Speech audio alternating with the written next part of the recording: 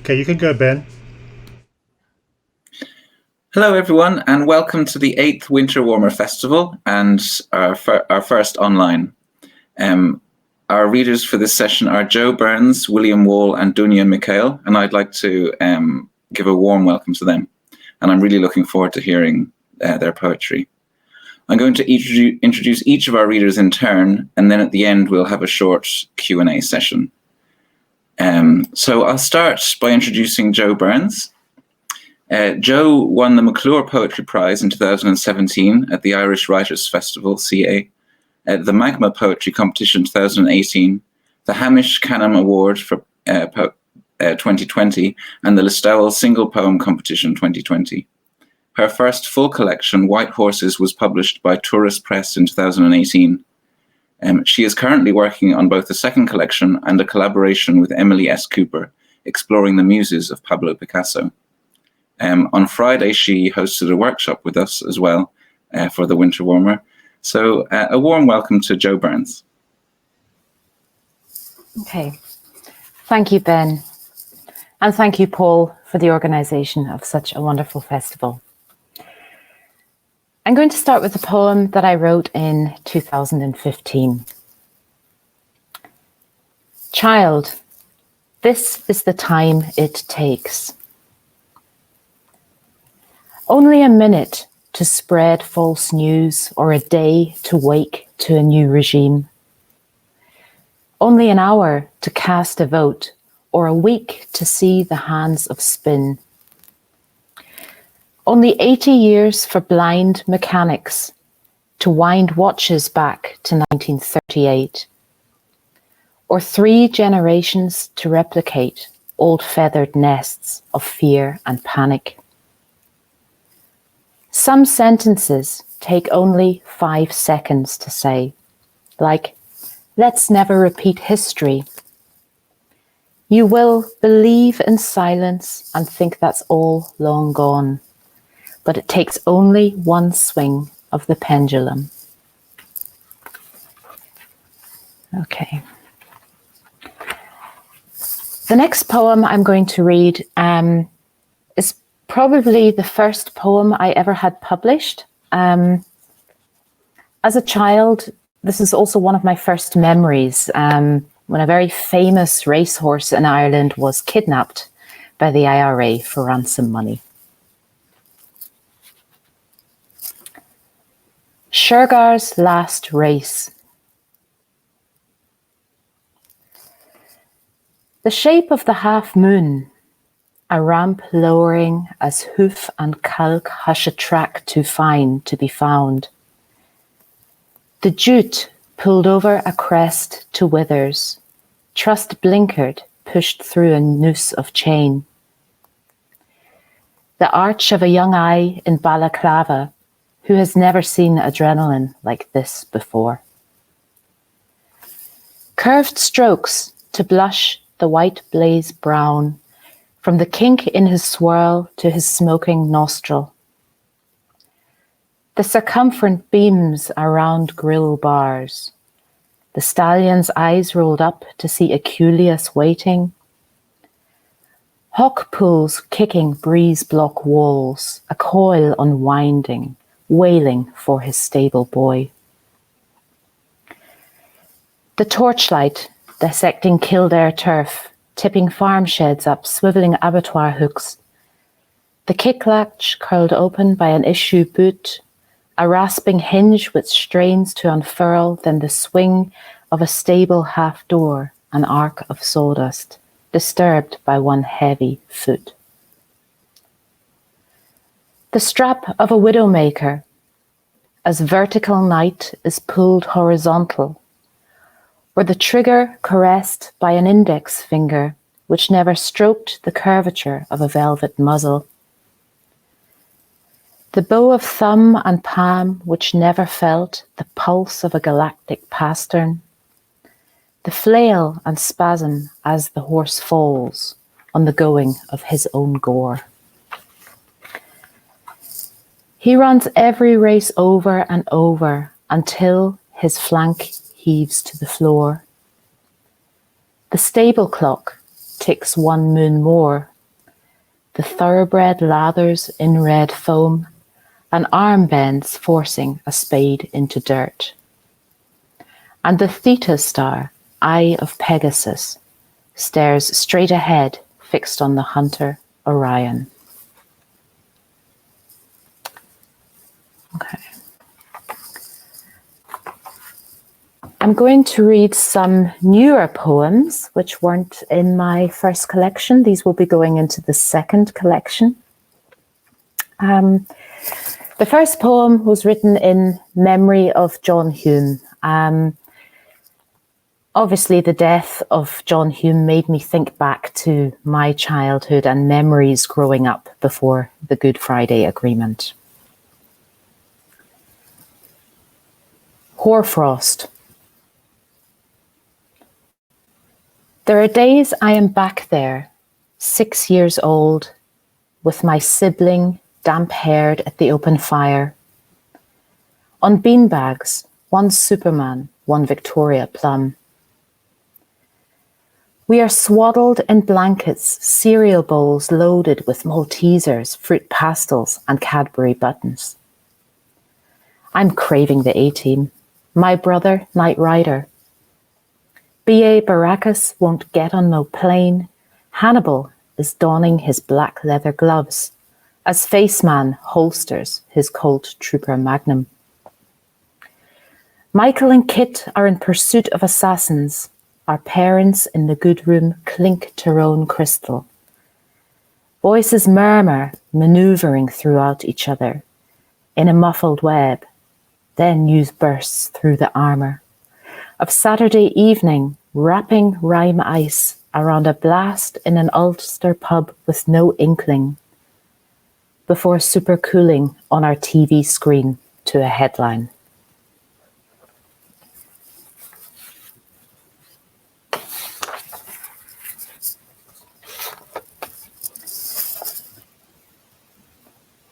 The next poem I'm going to read was inspired by a David Attenborough documentary where he talked about the death of the last male northern white rhino.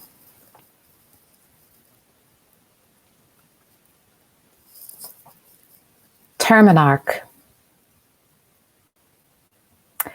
Girl, you're the last combination of chromosomes and randomly smote genes of your species. You wear survival on your hide like an armor of melted down spearheads and machetes. You vocalize the thunderous gutturals of your indigenous tongue into seasons of hollow, and are last to walk the way of the pilgrims and mates to familial watering holes. Your brothers crossed the Ngorongoro cradle to the other side to join the Jinn. Their fathers before them travelled past the caldera you would call home. Their pride graces marble antique treasures as polished handles of Yemenese daggers, ground to Chinese myth in powders. But your grandfather, as rare as rhodium in his life, cleared the walls of hunting lodges, reverse engineering evolution to a crash of poems. Like you, he was a birth of magma from the fertile crater core, now receding like lava back to the spirits. He's a zip of unraveling DNA helix. Nucleotides you share but have no use for. And as you search through cracks of crust and mantle for the rest of your days some holy place to call your own, you lumber on a petered out trail of seed and sequence, relic and reason, red dust. You are from, yet also filled with volcano, and desire for something that has no name, no outlet. When the earth swallowed his last death trumpet, deep underground an ancient herd stampeded. Hearing it, he lowered his head to charge the rim he knew he was storming time, to surrender to this century of man. Fatu, you are so many things at once, a matriarch without fold and ending of magical code, revered by the old ones in lineage and bone. And the horizon is a blood sky spilling towards you.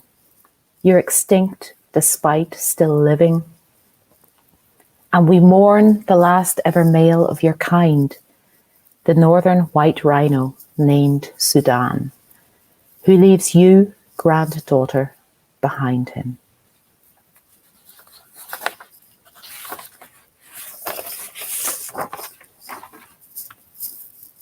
Okay.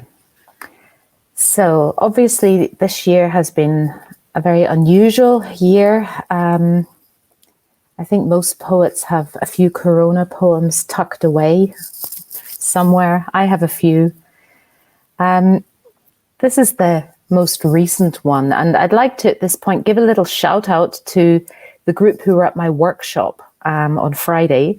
We workshop poems together, including mine, including this one. So many thanks to the fabulous poets who helped me file this one away. Okay.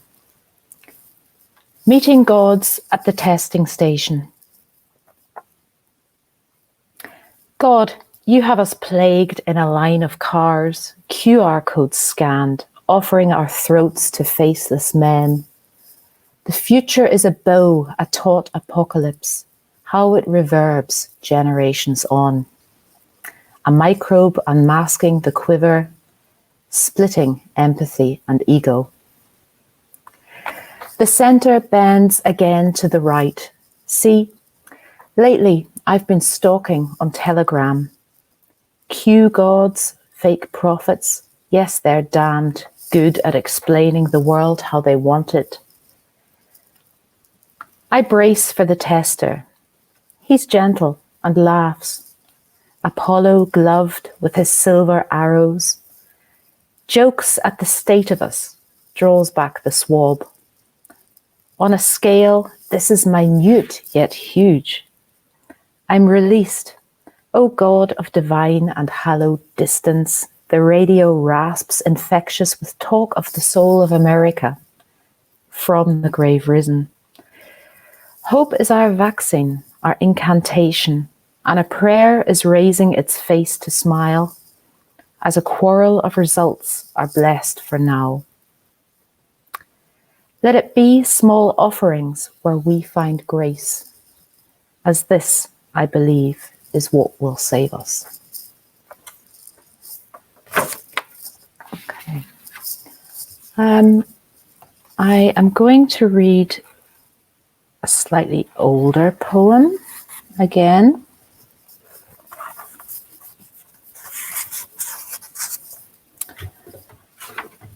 So, the meaning of oceans. The Pacific, with its screaming 60s, erotic nightmares for every sailor, shouts adventure for adrenaline seekers, discoverers taking on the Humboldt.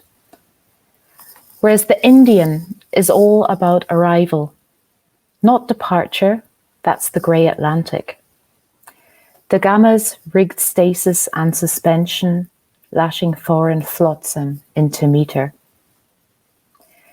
Where parrots gossip, dance in their throats, the crows are vernacular without decorum.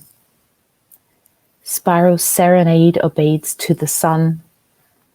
Anklets jingle at sea, you can hear Tagore. The Atlantic, the one I know by heart. Cliffs and mists, it's filled with longing. A cliche of old myths I'd have to start at the beginning, so I'll move on to this. It's just one water of trajectories. Unsailed Vendée globes, we're saline stars. Buoyant, blind, same compass and desire. To sail smoothly through love, it's an art.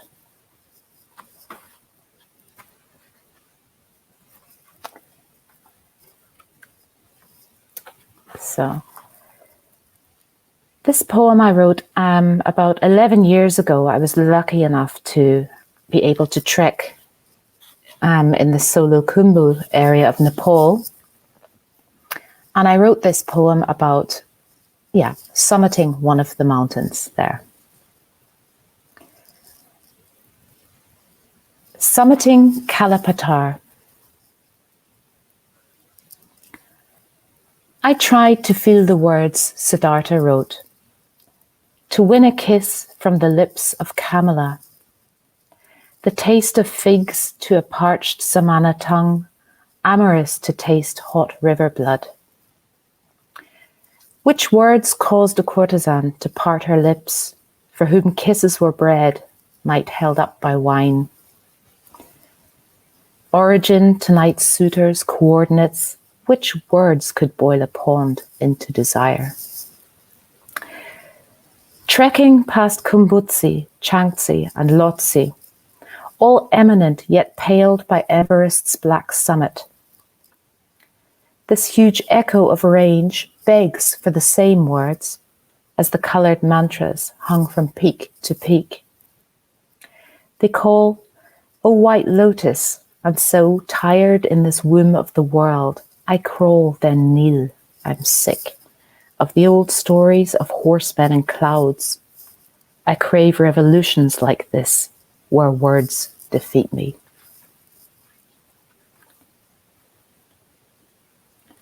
I'm going to finish, I'll check the time, I'm going to finish on the last poem of my collection, White Horses.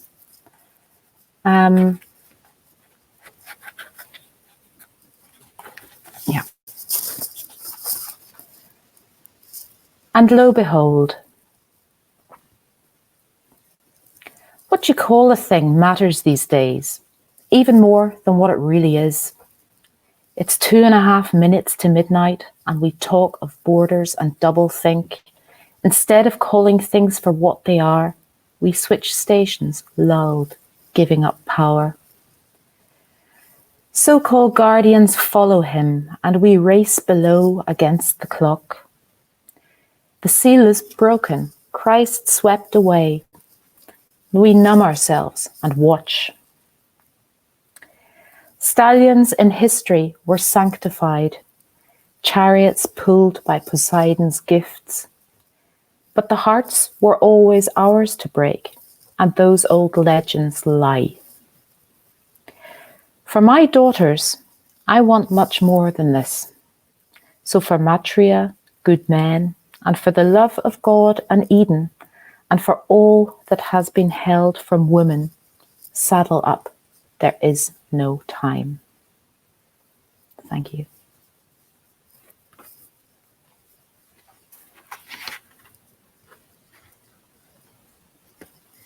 Thank you, Jo. That was a really powerful reading. I really enjoyed it, and I look forward to hearing more from you in the Q&A at the end as well.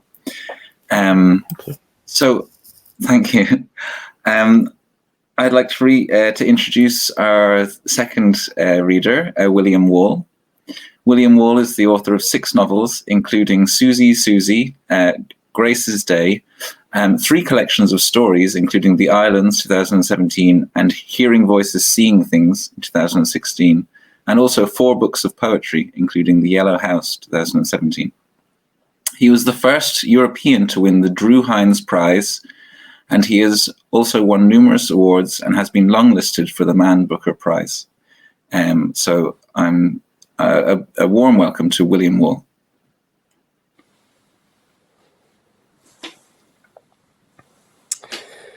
Thanks very much. I'm going to read to begin with readings from my collection, the Yellow House, my last collection of poetry. And then I'll go on to read some new poems from a book which is scheduled for publication in autumn next year. It'll be published by Turas Press, and it'll be essentially a journal of the COVID year. And that's essentially what it'll be about. So I'm going to begin with a poem called The Yellow House. And this is a rather long poem. It takes about 7 minutes to read. So I hope you'll bear with me. It's about the house where I grew up, which on the 8th of June 2008 was destroyed in an explosion and fire.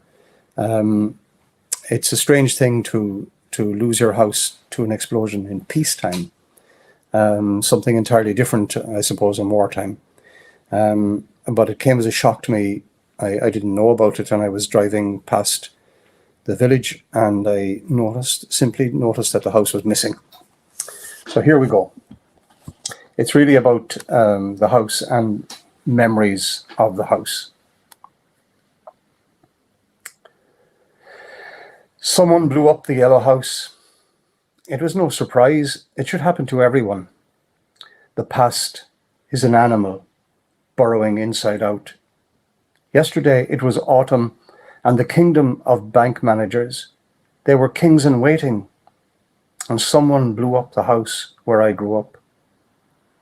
Yesterday there were leaves on the street and people coming and going as if there were places, origins, destinations, and love was yesterday, in the way it was yesterday, and all that stuff about our fellow man. And today is for the kindness of markets, regrets, and dividends. Someone blew up the yellow house. A fag end was the charge, light of my life, in which everyone died except me. The sea comes and goes at the door, bringing rats and uncles, sailors at a jaunty angle, and occasionally ants to the yellow house. Trouble, trouble.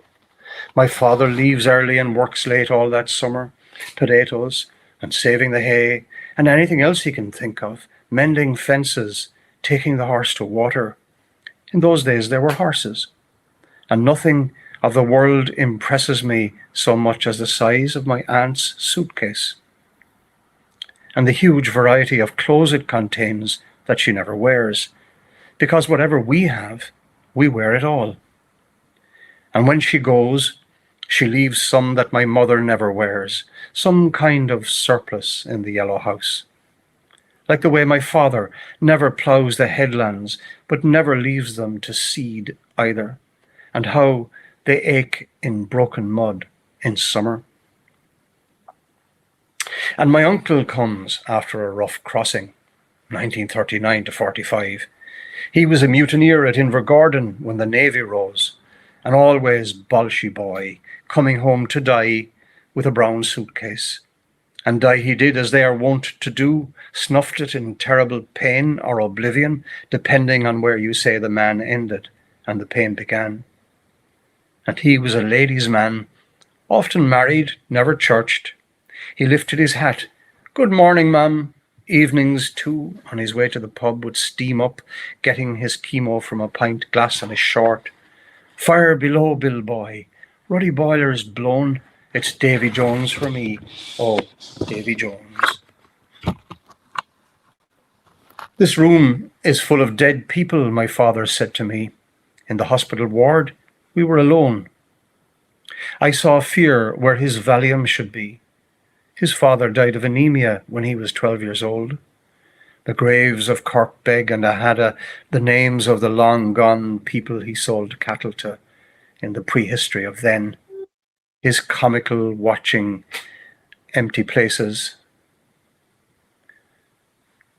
His finger pointing, the doctors moved like thunder to cancel the numinous, a new prescription, and the dead went down like Christians into the holes assigned, and my father in the land of the living held his ground and took his time, whistling and crying and longing for the day, and we brought him home to the yellow house. My father hoisted me onto his shoulders when I could walk no more. We were going into the long hours before lights, and we were beyond lights anyway. It was one of those times before memory, the way behind us already fading to black, the beginning of things or the end of things, with hours to cockcrow and all that goes that road. And the time came when we exchanged places, handy-dandy, me for him and him for me, and I carried him to his grave on my foolish shoulders, the way behind us fading to black, the hour of cockcrow, and all that goes that road. And my mother, never a big eater, after my father died, starved herself to death for lonesomeness. A seamstress and a natty dresser, she wore high collars, loved the yellow house. Oh, love was yesterday, in the way time was yesterday. So much pain, the last thing she said, or the last thing I remember. She went out like a light, unstitched her life, travelling fingers unwinding winding sheets, picking at clothes, unpicking the fabric of the world until only the bones remain. They had bones in collars then, and stiffer backs, but they bent and broke together, bent and broke together. And desolation's settlement came to the yellow house. Down there at the fractal edge of knowing water and world, I passed on the road to my parents' grave and saw nothing where the house should be. A development opportunity, a gap in the teeth of the rising gale, a shock to the system, windows like gun bays, creaking doors, switches my father fitted upside down, never to be thrown again, a whole roof of clean slates, a cast iron kitchen range and timber wainscoting, now air and angels. All that was once a yellow house. The past is a cracker, a Catherine wheel, a bomb in the best of places, a mine in the heart. Here is the truth, a store of bottled gas, a perfect bomb, and someone tossed a fag end or a match. That casual aplomb, and boom, someone blew up the yellow house. The next poem is a love poem. It's called I Would Know Your Step. I would know your step, the set of your shoulders, the way you hold your head if you walked across the horizon 3 miles distant, wherever they have horizons, steppes or deserts. I would know your step. I would know your voice if you stood in a choir of voices in the world's biggest choral anthem, some unimaginable alleluia in the biggest cathedral on the horizon of a steppe or desert. I would know your voice. I would know your hair in a curiosity shop of copper, in a chest of chestnuts, in a goldsmith's workshop, your red gold hair in a cathedral of copper and gold on the horizon of a steppe or desert. I would know your hair.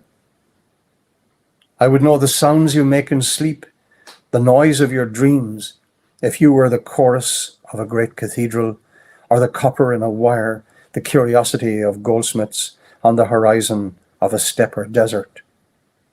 I would know the sound.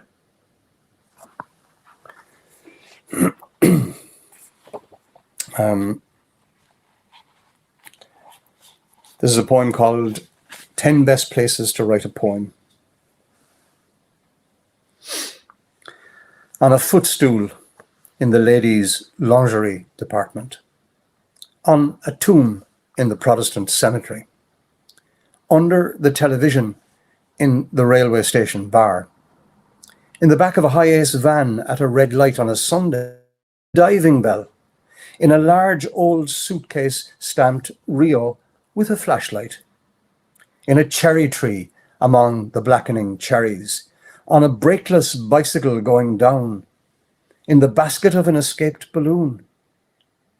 In someone else's underpants, wherever the tenure is uncertain, where the carnal and the hasty rule okay. One of the things that bothers a lot of writers nowadays is the problem of climate change and the possibility that the human race is about to annihilate the planet or perhaps just annihilate itself. And this poem is called A Lament for the Future.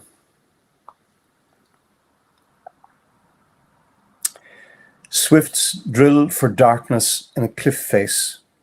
The sea eats gravel and spits sand, the limitless fertility of the tide race.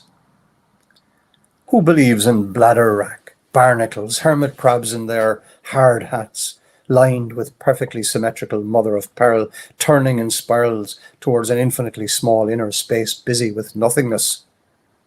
The singing silence of the inner ear and the sea in the sound, the intertidal suck in the stones of the pier, the revenant of ancient hurricanes, a million miles distant.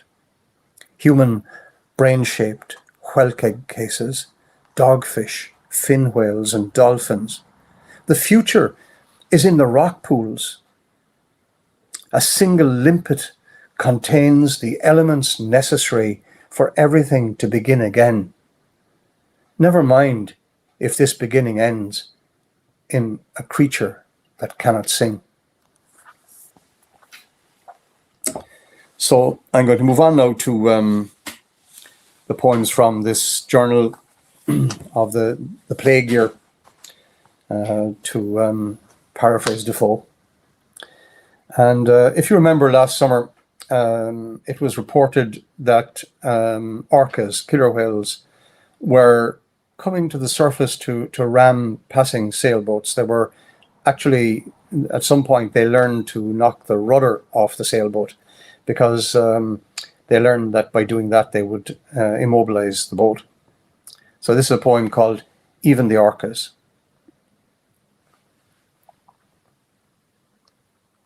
Even the orcas are turning on us.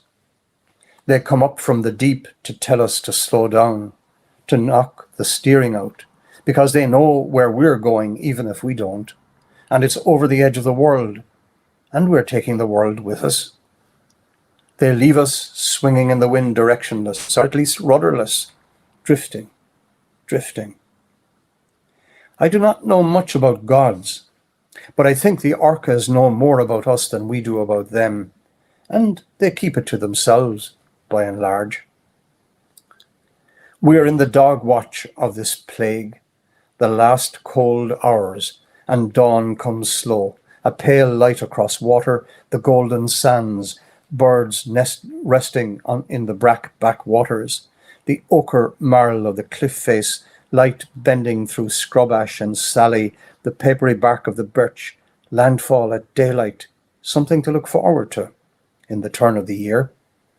If the year turns, if the orcas forgive us.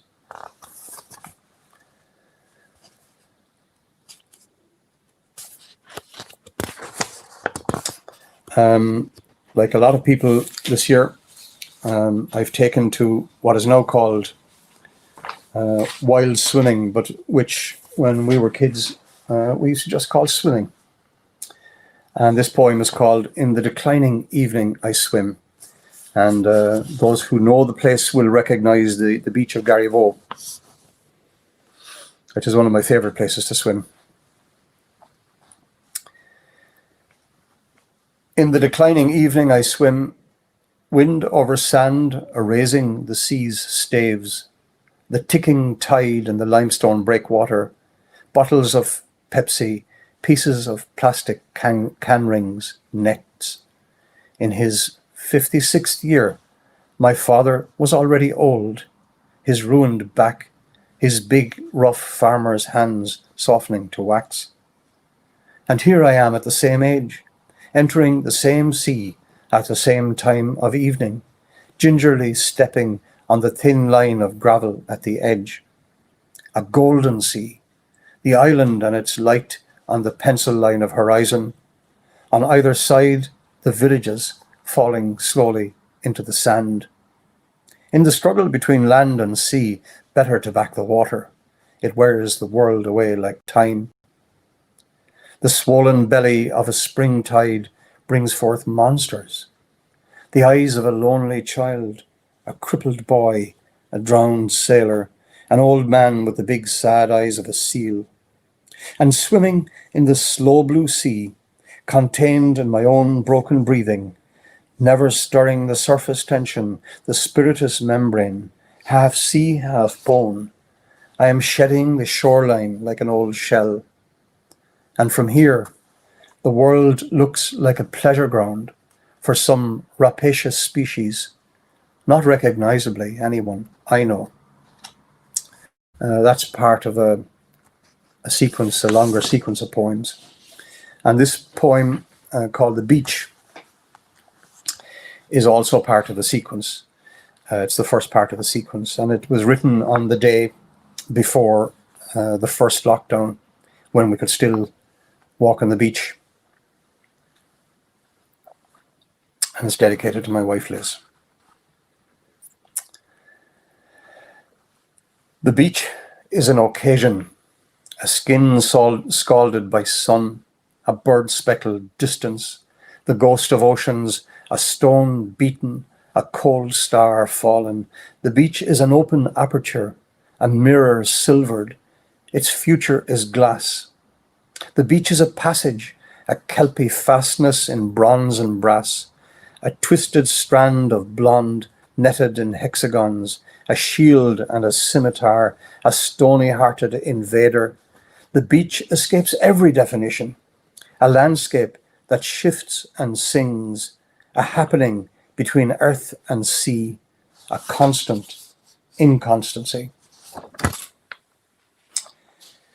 We've probably all seen ad nauseum, literally ad nauseum at this stage, those computer-generated images of the coronavirus.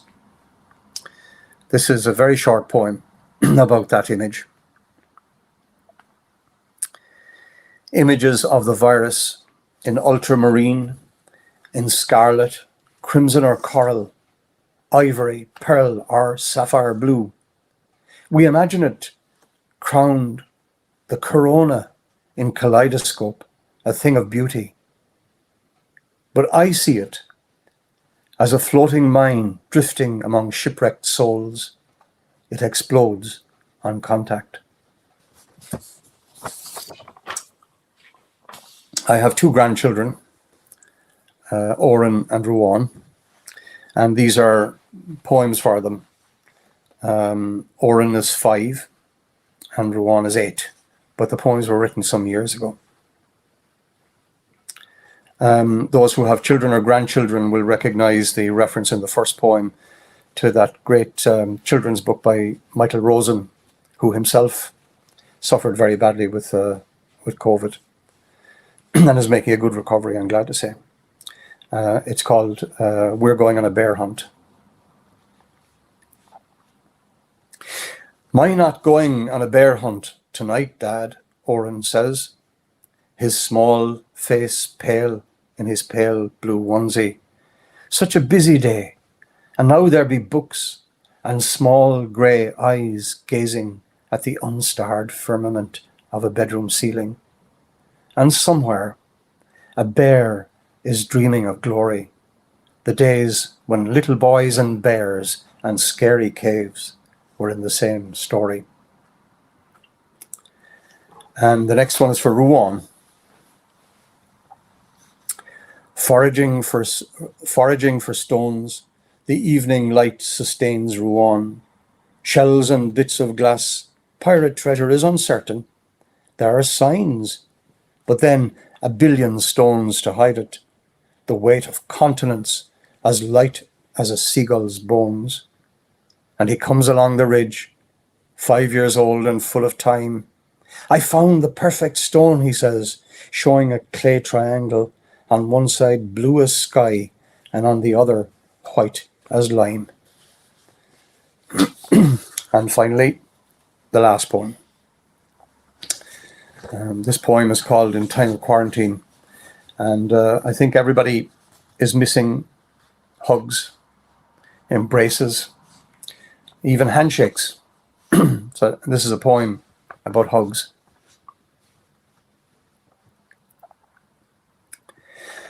"And some of us will be smugglers in the underground hug trade, black market kissers, purveyors of under-the-counter embraces, solicitors of indulgence, intimacy pushers on the bright side of the street. Our only law will be affection. Our currency will be love, from which there is no default.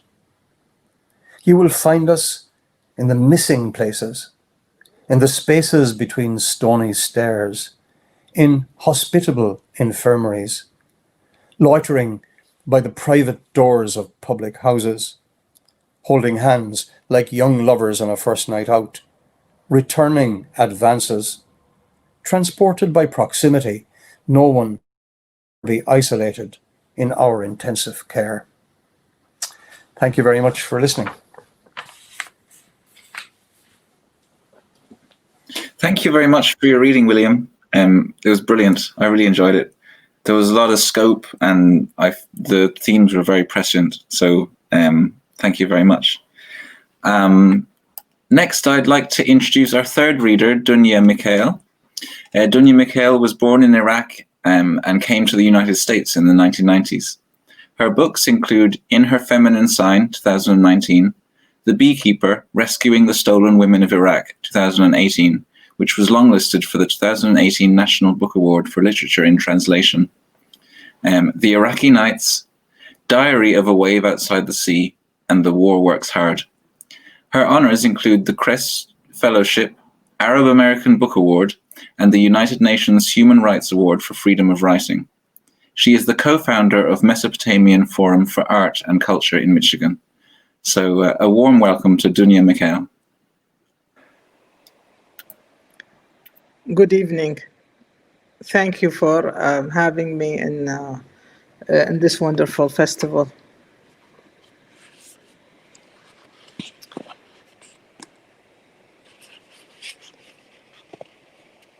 I'll start by reading from In Her Feminine Sign, this poem, 100 Years of Sleep.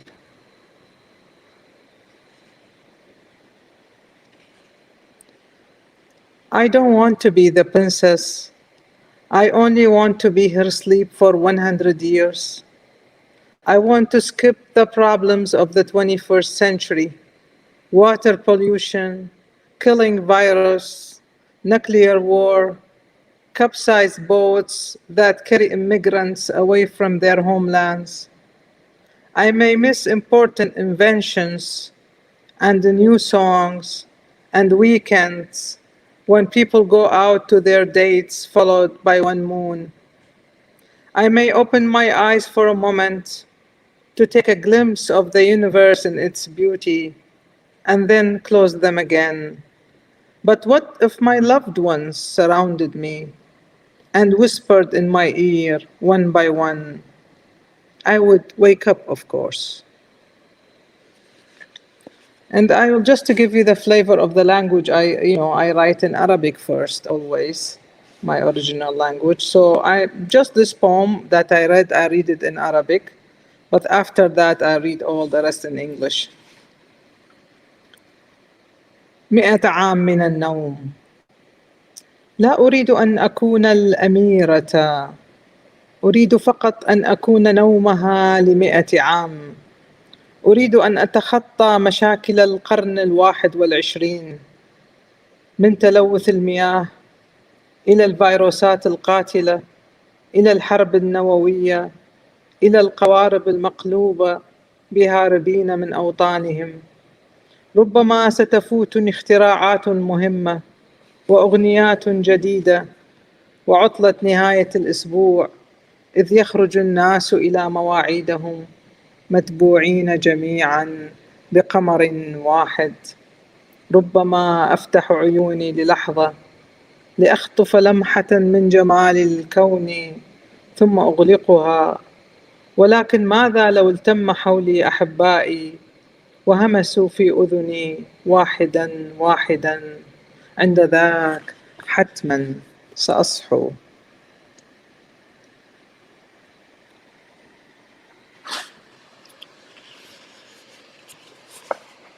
Okay, I'll read this poem.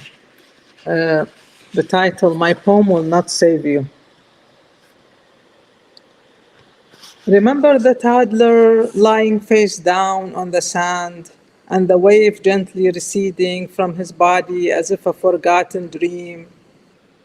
My poem will not turn him on his back and lift him up to his feet so he can run into a familiar lap like before.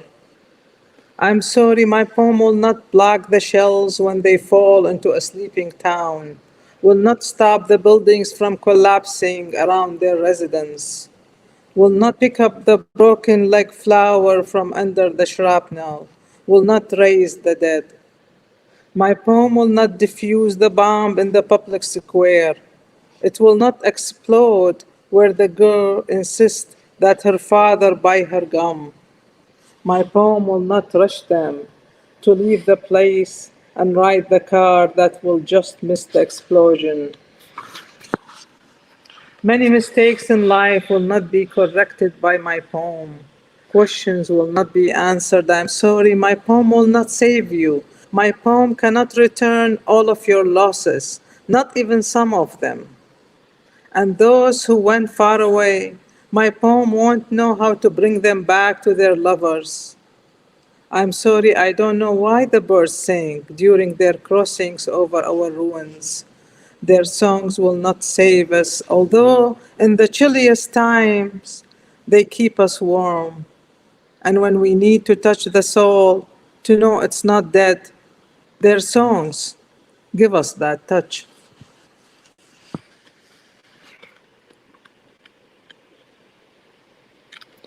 In the Sumerian language, that is the original where I come from.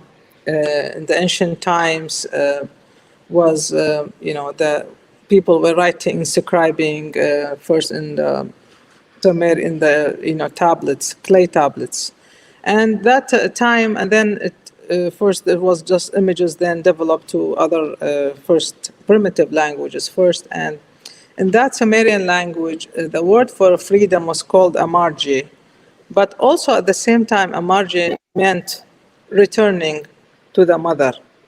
So this is a poem, amarje.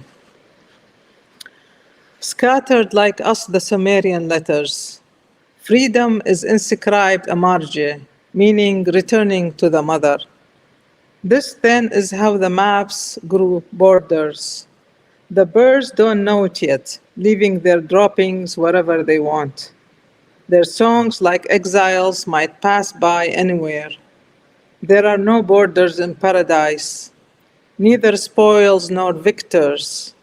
Paradise is a marge, no victors at all. There are no borders in hell, neither losses nor demons. Hell is a marge, no demons at all. A marge might be a moon that follows us home, a shadow that stumbles on its true self, beads from a bracelet, a secret a tree keeps for centuries. Maybe it's what crowds the prisoner's heart, or what shines around the pebbles, mixed with drops of water among the rocks, what seeps out from the dead into our dreams. Maybe it's a flower thrown into the air and hangs there alone, a flower that will live and die without us. Amarje, that's how we return to the mother, strangers from strangers. And so, like all of you, we breathe Amarje. And before we shed our first tears, Amarje is what we weep. And I'm gonna read. Speaking of the Sumerian, those tablets, clay tablets, I try to imitate them, by the way, with some drawings. I don't know how to draw, and that helped a lot, because these were supposed to be primitive drawings. But also, in addition to the drawings, I have the small sections I call tablets. I'm gonna read some, about 24 of them, like small sections, or maybe less if I get bored. I get bored easily, And I will not say the numbers, just small pauses instead. I don't care under which sky, just sing your song till the end.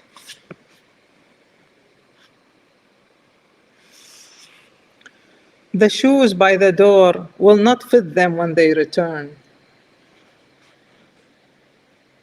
Her shadow is still here feeding the birds. Like the turtle, I walk everywhere with my home on my back. The dead act like the moon. They leave the earth behind and move away. All of us are autumn leaves, ready to fall at any time.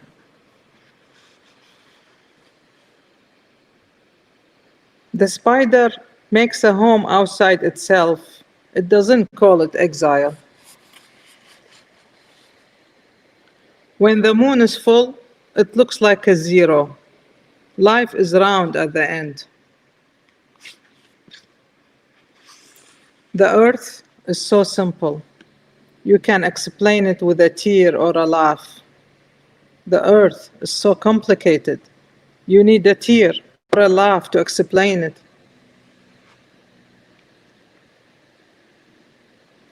The sweet moment is over. I spent an hour thinking of that moment.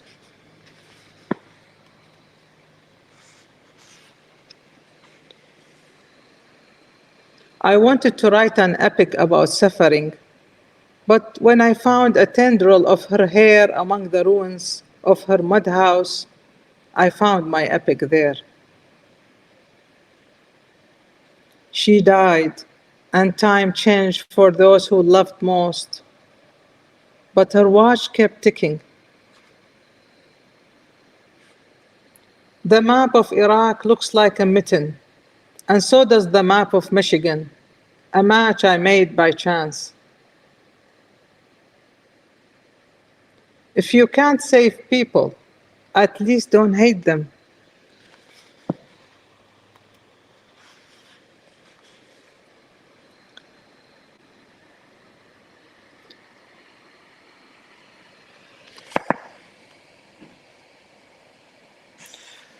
We are not upset when the grass dies. We know it will come back in a season or two. The dead don't come back, but they appear every time in the greenness of the grass.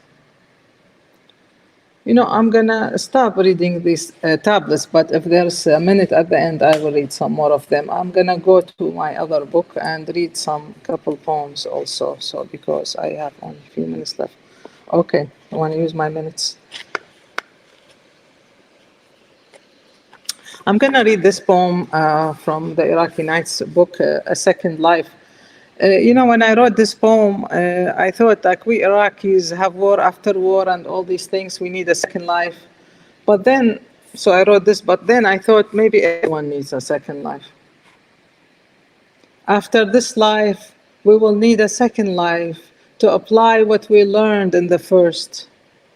We make one mistake after another and need a second life to forget. We hum endlessly as we wait for the departed. We need a second life for the whole song. We go to war and do everything Simon says. We need a second life for love alone.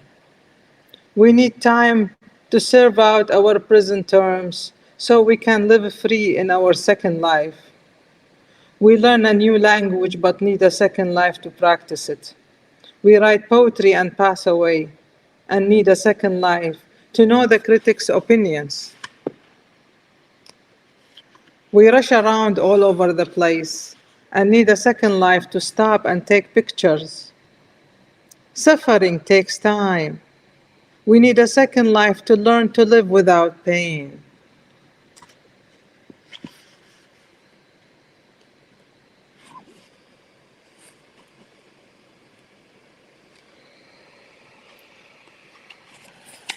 I read this poem that I'm proud that it is actually it's in the they put it in the house of Ferris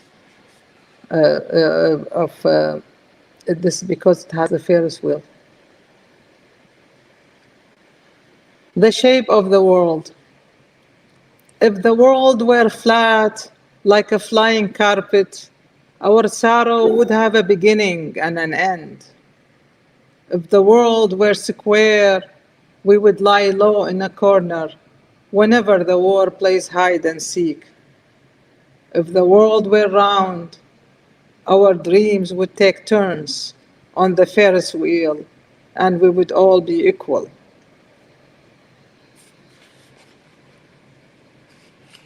Why don't I read a love poem? You know, I'm going to read a love poem, but you know what? It's a geometric, it's like a math poem, also like a geometry poem, even though I claim it's a love poem. In my book, The World Works Hard. The title is The Theory of Absence. The hypothesis: I am tense, and so are you. We neither meet nor separate. The desired result: we meet in the absence. The proof: as tension turns people into arcs, we are two arcs. We neither meet nor separate. The hypothesis: so we must be parallel. If two parallel lines are bisected by a third line, in this case the line of tension, their corresponding angles must be equal, a geometrical theorem. So we are congruent, because shapes are congruent when their angles are equal. And we form a circle, since the sum of two congruent arcs is a circle. Therefore, we meet in the absence, since the circumference of a circle is the sum of contiguous points, which can each be considered a point of contact.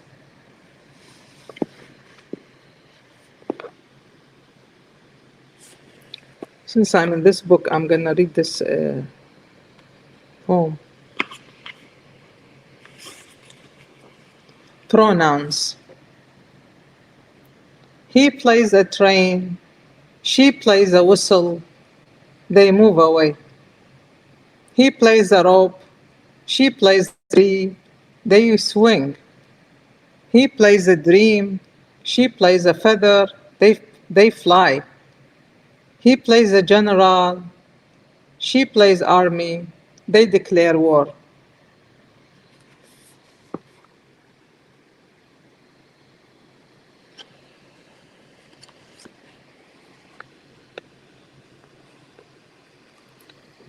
I have a minute, I think, or a couple.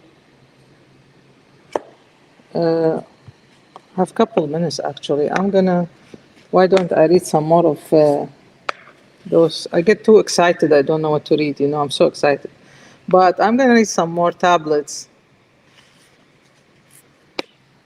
All children are poets until they quit the habit of searching, until they quit the habit of reaching for butterflies that are not there.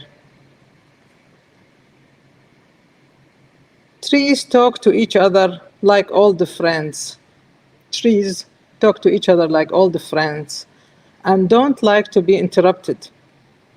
They follow anyone who cuts one of them, turning that person into a lonely cut branch. Is this why in Arabic we say cut off a tree when we mean having no one?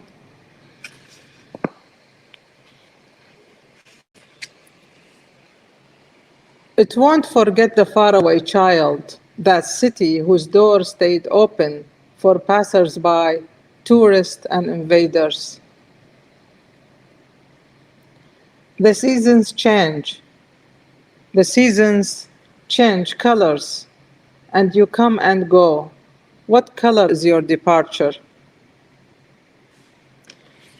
I'm going to read this. I'm going to end with this. I have a minute that I have 1 minute and I love you. But I will end with this a small poem that has no title, is very new. It is untitled, and it is within this Corona time. It may not look like Corona thing, but it's inside. It is, at least that's how I felt. The cage owner reminds the sparrow, life outside is inferno. One day the sparrow flies away, and there in the heights, overlooking the ruins of the world, the sparrow discovers the cage owner was right. It sings about the ruins, a beautiful song, with no walls. Thank you.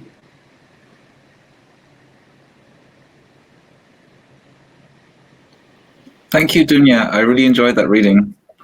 The tablet poems are wonderful. And thank you all for reading. I suppose we'll have a short Q&A session now. I don't know. Is William still with us? He is. Yes. Oh, brilliant. Oh, there, I can see you now. I just turned my camera off. No worries. I suppose my first question, in each of your readings, there was mention of the natural world, climate change and biodiversity loss. Joe, you had the poem "The Northern White Rhino," which I really enjoyed. William, you had a great line about the future being in the rock pools, and also Dunya, there was an analogy you made between poetry and birdsong and how it can move us. So I'm just a kind of question to all of you would be, to what extent does the natural world and the crisis that is occurring in the natural world inform your writing? I suppose if we go to Joe first. Yeah, thank you, Ben. Interesting question. I think in my case, it's not a topic that comes through in many of my poems, but I think essentially writing poetry, the attempt is always to make a snapshot, to make some kind of witness statement, to capture a feeling or a thought, what might generations later read and feel and see what we were thinking and experiencing at the time. So as I say, it's not a huge theme in most of my poetry, but that was one attempt of mine in this poem to make my own witness statement, really.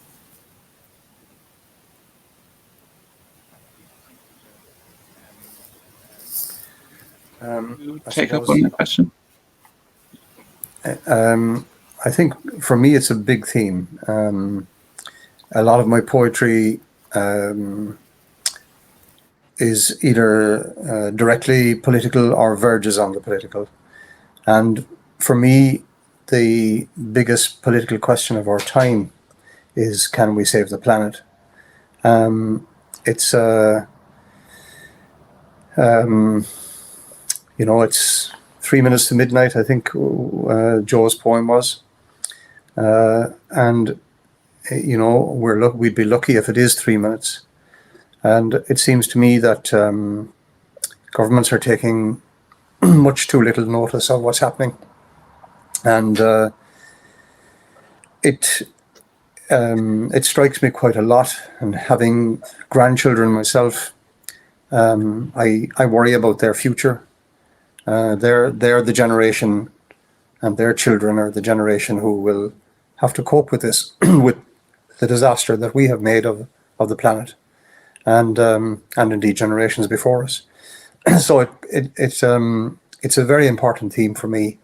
It's not that I particularly seek it out, but I'm sure Joe and Dunya would agree. You don't seek poems; they seek you, and it just happens that way. Thank you, William, for your answer. And Dunya, as well, to go to you, to what extent would nature and the crisis in the natural world inform your writing? Yeah, I agree with what I heard, and that, I don't seek, it's not on purpose, but it's there. I mean, we as poets, we have these sensitive screens inside, like things we respond to, everything. But more than, to be honest with you, more than the nature is the human that I am, that during this crisis that I feel how much we humans are in need of each other's. I mean, suddenly I feel the absence of people. So it's more that than, even though, of course, it's luxurious now for me, the tree and the flower and the outside world and all that nature is luxurious. But that it's more inside, that thinking inside things inside us. We poets, have that rich word inside, especially, and our hearts are residency for people. And so it's more the people. But so I, and I didn't do it before that. I would go through the window to my mother, look at her and stuff like that. But not only my mother and my family, but strangers. I mean, as poets, we would travel. Like, I wish I was saying, like, I would be maybe in Ireland now if it was not this time. That would be how lovely to be, 3-dimension words and see these cities that I'm usually invited to read poetry and be surrounded with strangers. And how kind are these strangers who come and ask us the questions or come say that they enjoyed the reading or this. I mean, it is I'm nostalgic to all this. Yeah. I know I didn't answer your question probably, but whatever came to my mind. Excuse me. Yeah, no, and it is like the winter warmer, like this festival is wonderful every year, and meeting everyone in person and spending the weekend together. So it's different. It's brilliant that we have this. And that I mean, there's been some wonderful readings, but you definitely would miss the being there together. Which I suppose leads on to my next question, which is about the coronavirus crisis and the lockdown. And I was just wondering, has it changed in any way your writing, the way that you're writing or your writing practice? I don't know if you'd like to answer this one first, Dunya. Like, has the coronavirus crisis and the lockdown like altered the way that you're writing? We poets, we always, these things give us themes, more themes to write, add themes to poets, but it's not many. I wrote some new poems. I didn't read all of them because, especially in English, I need to work on them more. I was not sure they are in good English yet, but I wrote new poems inspired by this situation. But also by chance, I was writing a novel, which is my first novel. I didn't imagine myself writing a novel. I always said to myself, why would I write a novel? I can write it in one poem, one page. But this first time that I really have the need to write the story as a novel. So this was time, actually, it was something that I would wake up in the morning looking forward to these characters and to this story. So it was this, as if it saved me from this, it is isolation, but at the same time was constructive that I just finished. And, it would take long times. But physically, we need to move around also. I mean, this is one of the problems with writing, that we don't exercise and we sit on table long times. And so it is, so I needed, like, I can't, it was closed, the gym. So my only resort would be to go outside when the weather allows it.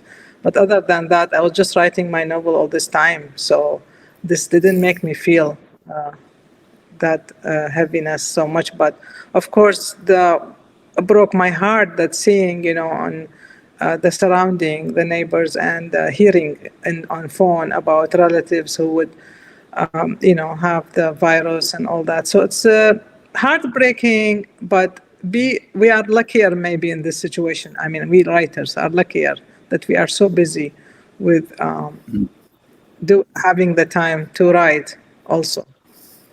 So two ways, I mean. Yeah.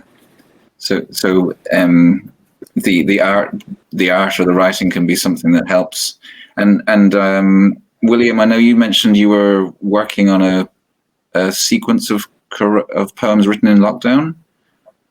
Is that correct? It'll be a book, actually, of poems written in lockdown. I decided in early February to basically to try to make a record of the experience of living through a plague year.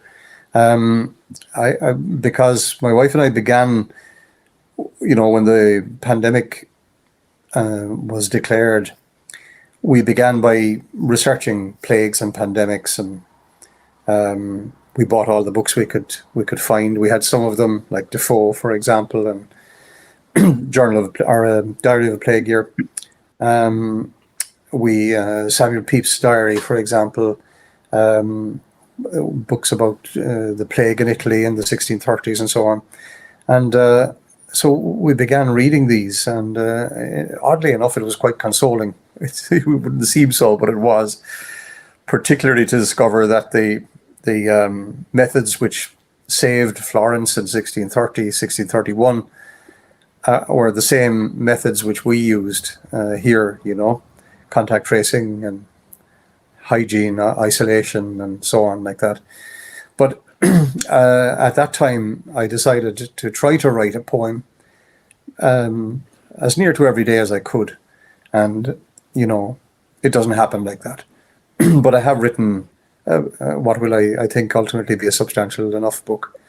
And it helped me to process the experiences of friends getting sick, of people I knew, being very, very ill and hospitalized for long periods, people dying, seeing funerals go by with one car following. And I found the whole process of writing, it was almost therapeutic. And it really did help me quite a lot. Of course, not all the poems in the sequence, or in the book, I should say, are about the virus or about the experience of the virus. They're about the experience of living through the year.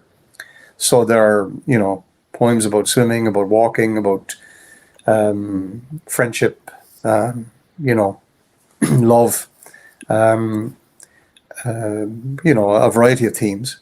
But they're all in some way part of that process of coming to terms with what's going on around us. Thank you, William. And I might ask Joe again the same question, because I know you mentioned you had a couple of poems on that theme. So, to what extent has lockdown and the virus influenced your writing? Well, I think I have to echo William here in that I found it a very therapeutic way to deal with a lot of things that were going on around me. I did notice, though, that I was writing a lot more slowly this year, reflecting day-to-day life, less happening, less inspiration. But somehow I found that what I was writing was becoming, as I was writing slowly, slightly deeper. It's been a sense of helplessness really this year, and I think most writers are unique in that many writers are introverts anyway. So the idea of staying at home and not going out too much isn't really that foreign to us. At the same time, though, what I found writing has done for me is also given really, it's been a great source of hope this year. When I sit and read the news, and just touching back to something William said beforehand on the question about climate change, I think when you see in the world now how quickly we can solve problems when time and resources and money are thrown at them, and how quickly vaccines have come into the world, for me, that's given me hope in the climate change story. And it's really sort of made writing slowly, writing not many poems this year, but just a few. As the year has progressed, I've found that I've developed more and more of a sense of hope, whereas March, April was, oh my goodness, helplessness. So it has been very therapeutic for me, the entire year. But yes, the inspiration has been lacking. I've been writing a lot more slowly. The writing has really gone back to the base of what it should be for me. I haven't been at readings or festivals. I haven't been able to travel to see other people read. So it's just been me on the page, really. Thank you, Joe. Thank you. Like, they were all really interesting answers. I suppose I might just ask you one more question to wrap up, which is, can you give any advice to someone wanting to start to write and to publish poetry? I don't know who wants to go first on this one. William, would you like to go first with this question? I haven't a clue. Any Sorry? I don't really. I don't. Are you hearing me? I can hear you. Yeah. Yeah. So the question. I heard the question. Yeah. I really haven't a clue. Yeah. I mean, I don't. I admire people who give workshops. I don't give workshops because I can't figure out how I write. If I knew how I wrote, I could probably teach it, but I don't know where it comes from or how it comes or why it comes. And, or even why, in many ways, even why I don't really know. It's a compulsion. And I think if you have that compulsion, you will write and, hopefully you will be published. But advice, I really don't know. Thank you. And Dunya, the same question to you. Would you have any advice to someone writing and publishing poetry? Well, yeah. First thing I would say, if you can move on in your writing, if you can move on in your life without writing, don't bother write. But if you cannot move on in your life without writing, why not write? You should. And the other tip I give you, you should treat writing, in the old mythology, in the Greek mythology, it's called, forgot the name of it, the inspiration has a name, the goddess. So treat that goddess, let's call it inspiration goddess, really as a lover, as your, how you love a person, that you don't expect too much, do not be demanding, and it will, like, what did I want to say? I forgot. There was something in my mind. So don't go, spend enough time with it, with this talent you have, and don't go, now it's the time. Of course, I can't tell you don't go parties and stuff. There's no parties these days, but that much. But I mean, give it the time and don't be demanding. And don't expect from her, she will write you a book in 1 month and so on. You should be, it will happen. But yeah, so it's like having somebody, a lover. That's how you should treat this goddess of inspiration. Yeah. Brilliant. Thank you, Dunya. And Joe, the same question to you.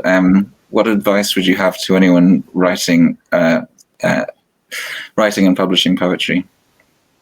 Well, I agree with what both William and Dunya said, that I think if someone wants to write, they will. It's something that forces itself out. And the reason I write is really, at the end of the day, it's self-expression. I can't paint. I can't play an instrument with any great skill. So at some point, all this was bursting to come out, and it came out in the form of words. And I think that's something that unites all writers.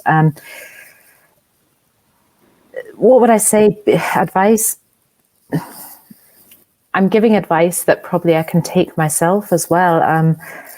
Be yourself. Don't try to write like someone else. I think workshops have a great place, as long as they're not too prescriptive, as long as it's really about helping each other to polish words, but not to teach someone to write like yourself. So yeah, be yourself. Don't try and emulate someone else. Don't rush. Take it slowly. And I think the biggest thing actually is just read. As long as I can remember, I've been a bookworm, and I think if you read a lot, at some point that's all going to come out in your own words.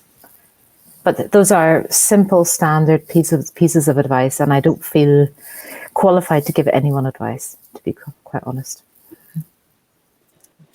Thank you, Jo. Thank you all for the interesting discussion and your answers. And thank you all very much for your readings. I really enjoyed them, and I'm sure that everyone listening did as well. Before we go, I'd just like to point out that Ovail relies in a large part on donations, and if you're watching this video, there is a link to the donation jar which you can hit, which is above the video, or I think you can also get to it through the Ovail website, ovail.ie. This was our penultimate reading of the festival. There's another reading at 10 o'clock. Florencia Milito, Princius Macaverd, and Ian and Mersau are reading at 10 o'clock, which should be very good. So that's all from us. Thank you again to Jo Burns, William Wall, and Dunya Mikhail. And thank you very much for watching. Thank you. Thank you.